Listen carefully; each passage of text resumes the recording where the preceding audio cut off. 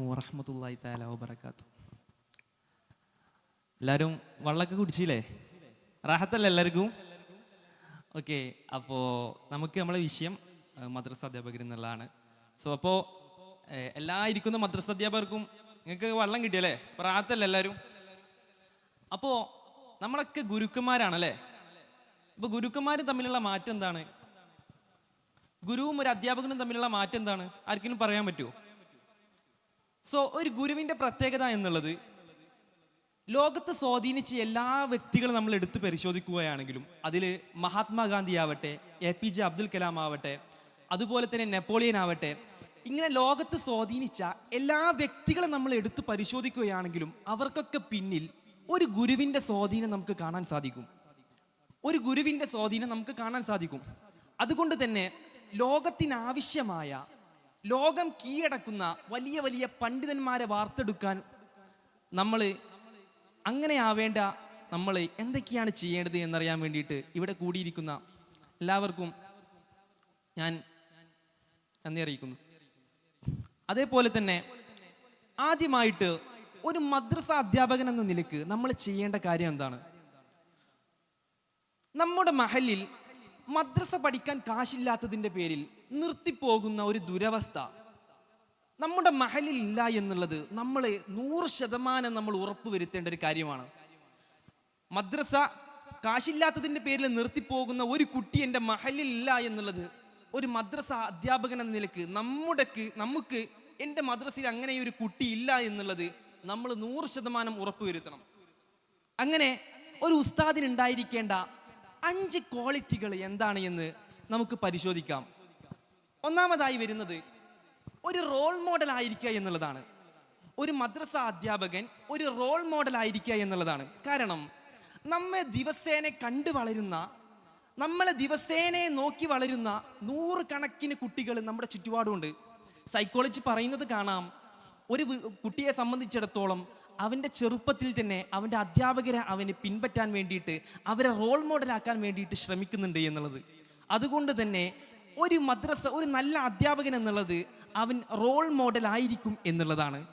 രണ്ടാമതായി വരുന്നത് ഒരു അധ്യാപകനെ സംബന്ധിച്ചിടത്തോളം അവൻ നല്ലൊരു കൗൺസിലർ ആയിരിക്കും എന്നതാണ്. ഒരു അധ്യാപകനെ സംബന്ധിച്ചിടത്തോളം ഒരു നല്ലൊരു കൗൺസിലർ ആയിരിക്കും എന്നുള്ളതാണ്. അതായത് മറ്റുള്ളവൻ്റെ മനസ്സ് ഉൾക്കൊള്ളാൻ വേണ്ടിയിട്ട് ശ്രമിക്കും, മറ്റുള്ളവരുടെ മനസ്സ് ഉൾക്കൊള്ളാൻ വേണ്ടിയിട്ട് അവൻ ശ്രമിക്കും എന്നുള്ളതാണ്. അതുകൊണ്ട് ഞാൻ എൻ്റെ മുന്നിലിരിക്കുന്ന എൻ്റെ മദ്രസ അധ്യാപകരോട് ഒരു ക്വസ്റ്റ്യൻ ചോദിക്കുകയാണ്. നമ്മുടെ മദ്രസയിലെ 30 കുട്ടികളാവട്ടെ, 100 കുട്ടികളാവട്ടെ, നിങ്ങളുടെ ക്ലാസ്സിൽ പഠിക്കുന്ന എത്ര കുട്ടികളുടെ വീട്ടിലെ സാഹചര്യം അറിയാൻ വേണ്ടിയിട്ട് നിങ്ങൾ ഓരോരുത്തരും ശ്രമിച്ചിട്ടുണ്ട്? നിങ്ങളോട് തന്നെ ചോദിക്കുക. നമ്മുടെ ക്ലാസ്സിൽ പഠിക്കുന്ന കുട്ടികളുടെ മനസ്സറിയാൻ വേണ്ടിയിട്ട് എത്ര ആളുകൾക്ക് അവരുടെ ചുറ്റുപാടുകൾ, സാഹചര്യം അറിയാം? അവരുടെ വീട്ടിലെ പ്രതിസന്ധികൾ. എല്ലാവരും ഒരുപോലെയല്ല. എല്ലാ കുടുംബങ്ങളും പുറം ലോകം കാണുന്നു എന്നുള്ളതിലുപരി അകത്തളങ്ങളിൽ ചിലപ്പോൾ പട്ടിണി കൊണ്ട് പുകയുന്നവരുണ്ടാവാം, ഒരു നേരത്തെ അടുപ്പ് പുകയാൻ വേണ്ടിയിട്ട് കഷ്ടപ്പെടുന്നവരുണ്ടാവാം. അങ്ങനെ എത്ര ആളുകൾ നമ്മുടെ ക്ലാസ്സിൽ പഠിക്കുന്നുണ്ട് എന്നുള്ളത്, അവരുടെ ഉള്ളിലെ സാഹചര്യം എത്ര ആളുകൾക്കറിയാം? നമ്മൾ നമ്മോട് തന്നെ ഒന്ന് ചോദിക്കുക. അതുപോലെ തന്നെ ഒരു നല്ലൊരു അധ്യാപകന്റെ 3ാമത്തെ അടയാളം എന്നുള്ളത് അവൻ നല്ലൊരു ഇൻസ്പിറേഷൻ ആയിരിക്കും എന്നുള്ളതാണ്.